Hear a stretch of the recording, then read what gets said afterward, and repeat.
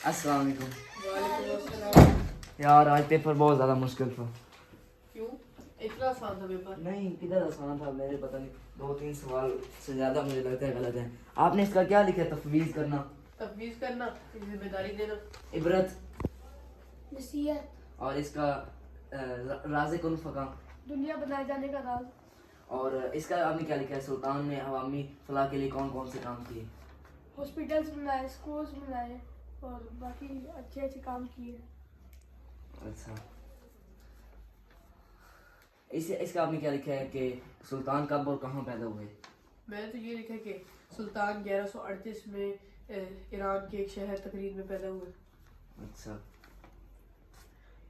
ये हीरो हिल्ली के लक़ब से किसे याद किया जाता है? आपने इसका क्या लिखा है? मैंने इसका लिखा है कि हीरो ऑफ हिल्ली के लक़ब से मेजर मोहम्मद अकरम शहीद को याद किया जाता है, क्योंकि हिल्ली जो है ये पाकिस्तान, मशरक़ी पाकिस्तान का एक इलाका है कि जिसके ऊपर इंडिया, जब पाकिस्तान की इंडिया के साथ जंग हुई थी तब इंडिया ने पाकिस्तान के इस इलाके पर कब्जा कर लिया था और मेजर मोहम्मद अकरम के पास बहुत कम फौज रह गई थी और उस कम फौज के साथ इन्होंने बड़ी बहादुरी के साथ अपना इलाका आज़ाद करवाया। उसके बाद फिर बहुत ज़्यादा ज़ख्मी हो गए जिसकी वजह से इन्हें वहीं पर ही दफना दिया गया।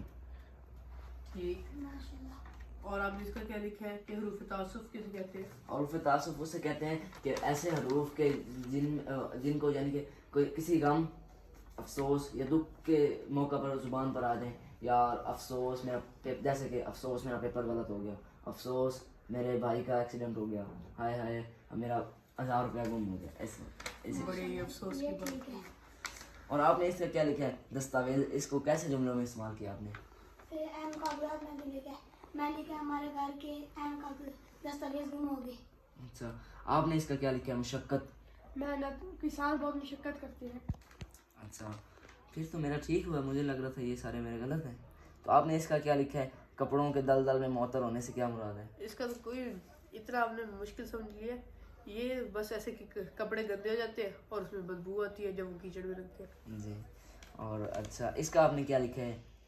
रुदाद, रात 6 सवाल थे, उनमें से इसकी चॉइस थी तो हमने 5 लिखे हैं इसको अच्छा। छोड़ के।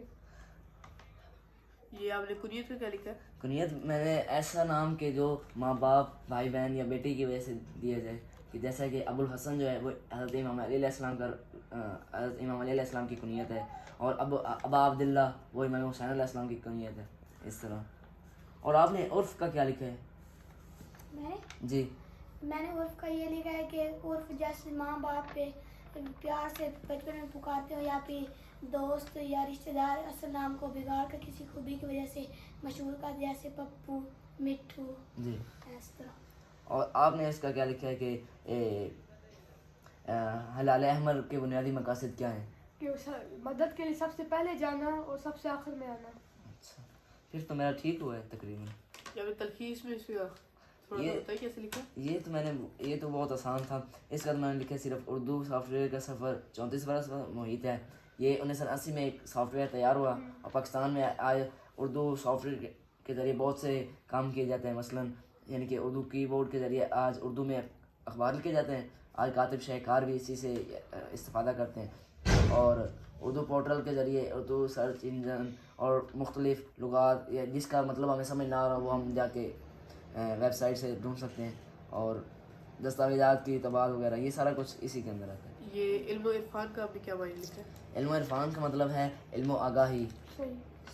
बिल्कुल ठीक। और इसका क्या लिखा है? नफ्सियाती इमदाद।